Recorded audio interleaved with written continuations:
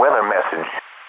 For the following counties in Ohio: Tuscarawas, Carroll, Columbiana, Coshocton, and in Pennsylvania, Mercer, Venango, Forest, Lawrence, including the cities of Dover, Salem, Malvern, Sharon, New Philadelphia, Oil City, Columbiana, Coshocton, Franklin, Hermitage, Tionesta, Elwood City, Grove City, Newcastle, East Liverpool, and Carrollton, issued at 1:50 p.m. Eastern Standard Time Wednesday.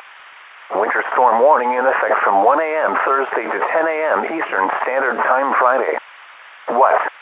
Heavy mixed precipitation expected. Total snow and sleet accumulations between 3 and 8 inches. Ice accumulations around 0.2 of an inch. Where? Portions of east central Ohio.